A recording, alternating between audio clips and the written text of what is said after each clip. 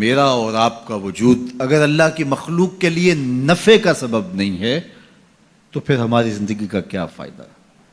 میں اپنے خاندان میں نفع بخش نہیں ہوں، آپ اپنے خاندان میں نفع بخش نہیں ہیں، آپ اس معاشرت کے لیے خیر کا سبب نہیں ہیں، میں اس معاشرت کے لیے خیر کا سبب نہیں ہوں، اس ملک کے لیے، اس قوم کے لیے، انسانیت کے لیے میں اگر خیر کا سبب نہیں ہوں تو مجھے سوچنا چاہیے کہ میں کہاں کھڑا ہوں، میں اشرف المخلوقات کیسے کہلاؤں گا؟ ایک درخت بھی چھاؤں فراہم کرتا ہے، آکسیجن دیتا ہے، پھل فراہم کرتا ہے، ذوق نظارہ کی تسکین کرتا ہے، اور جب کچھ باقی نہیں رہتا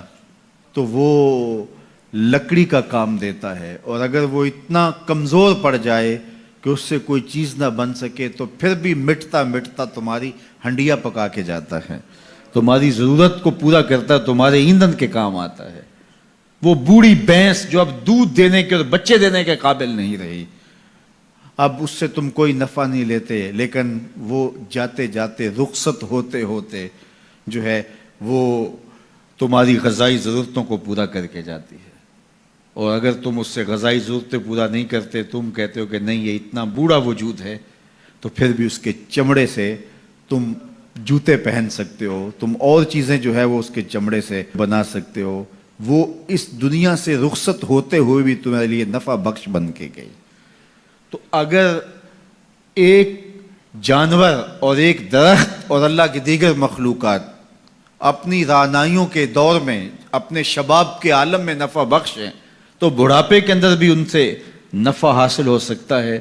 اور جس شخص کا نفع جوانی میں بھی نہ ہو، بڑھاپے میں بھی نہ ہو، لڑکپن میں بھی نہ ہو، سن کہولت میں بھی نہ ہو،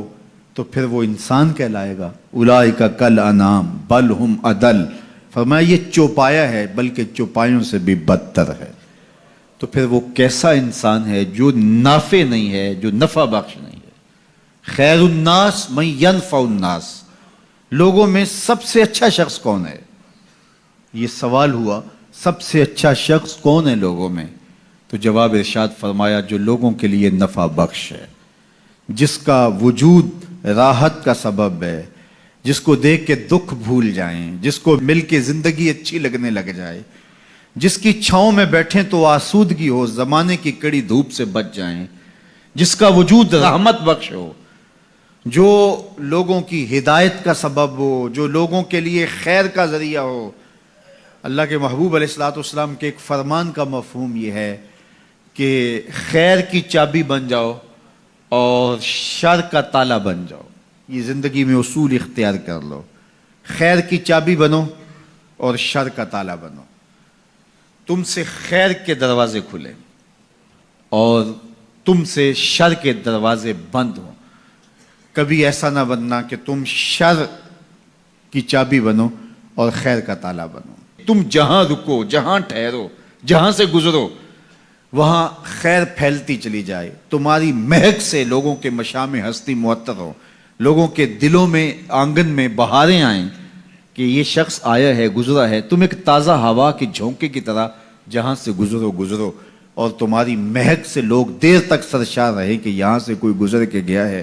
نہ یہ کہ تم جن راہوں سے گزرو وہاں کانٹے بکھیرتے چلے جاؤ، بعد میں وہاں کو چلے تو اس کے پاؤں زخمی ہوں۔ تو فرمایا تم خیر کی چابی بنو اور شر کا تالا بنو، ہمیشہ خیر بانٹو، اچھائی بانٹو، بہتری بانٹو، لوگوں کے لیے صلح اور امن کے ضامن بنو، لوگوں کے لیے محبت کو پھیلانے والے بنو،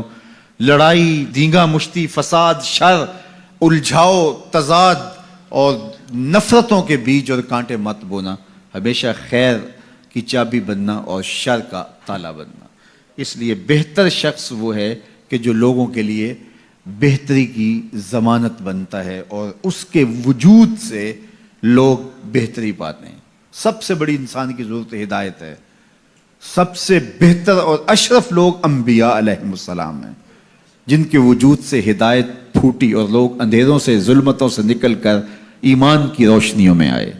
سب سے بہتر لوگوں کو بانٹنے والا، لوگوں کے لیے نفع بخش وہ شخص ہے جس کا وجود ہدایت بانٹتا ہو، جس کا وجود خیر بانٹتا ہو۔